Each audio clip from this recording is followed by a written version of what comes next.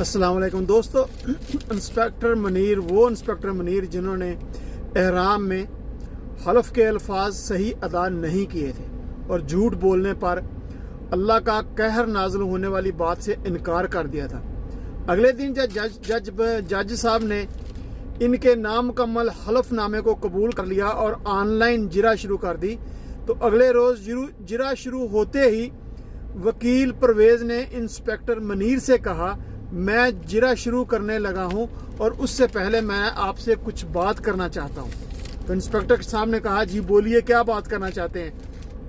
तो उन्होंने कहा, अगर कोई भूल चूक हो गई तो माफ़ करना, कोई बददुआ ना करना।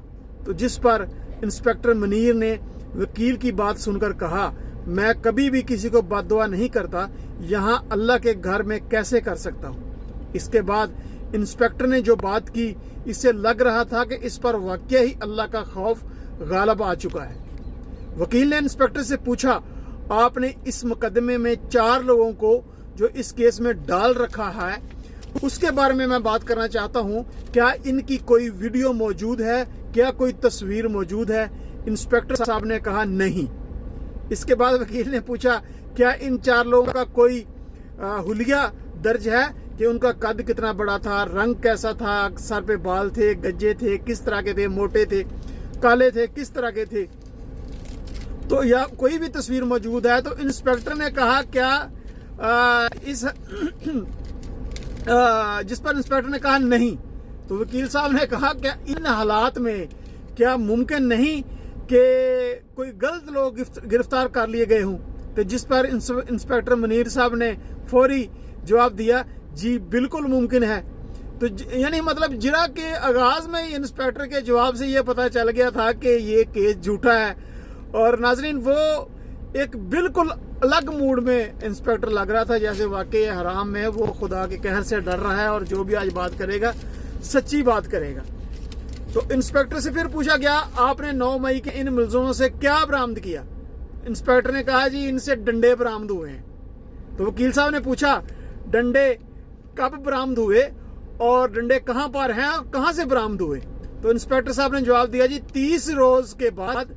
वकील ने पूछा, कहां पर बरामद हुए? तो इसने कहा, जी शेरपा पुल के करीब से बरामद हुए। तो वकील ने कहा कि जनाब वहां पर तो रोजाना की बुनियाद पर सफाई का अमला रोज सफाई करता है, तो ये कैसे मुमकिन है कि 30 दिन तक वहां पे डंडे पड़े रहे?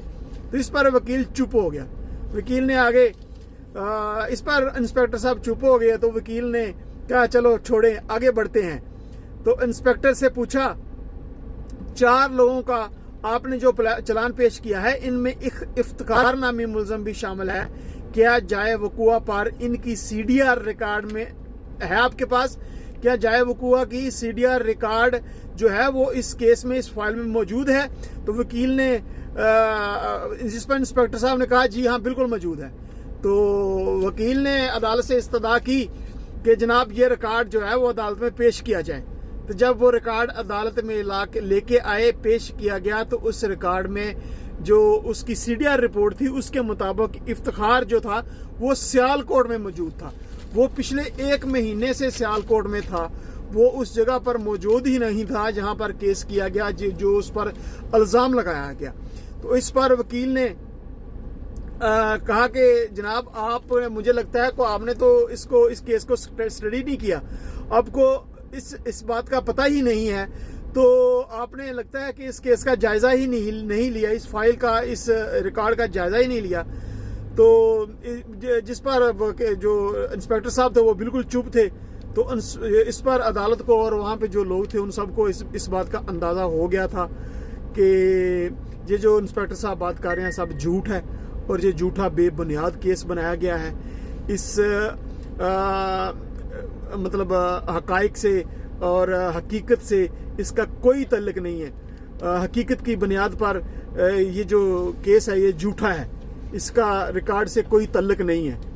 तो आप अंदाज़ा कर सकते हैं कि जनाब 9 मई के केस में कैसे कैसे लोगों को उठाया गया, कैसे कैसे लोगों को जो है ना इस केस में डाला गया। तो कई लोगों की जानें चलेगी, बहुत से लोग जेलों में अभी भी बंद हैं।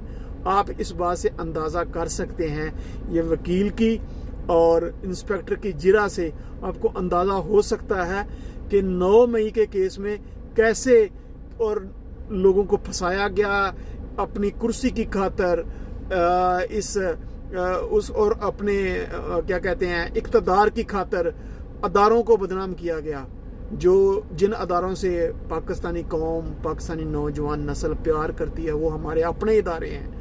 تو اس کرسی کی خاطر اداروں کو سیاست کی بھین چڑھایا گیا، لوگوں کو سیاست کی اس کی جو ہے نا بھین چڑھایا گیا، کیسے کیسے لوگوں کو اندر جیلوں میں ٹھونسا گیا، آپ خود ہی اندازہ لگا سکتے ہیں۔ اوکے، خدا حافظ۔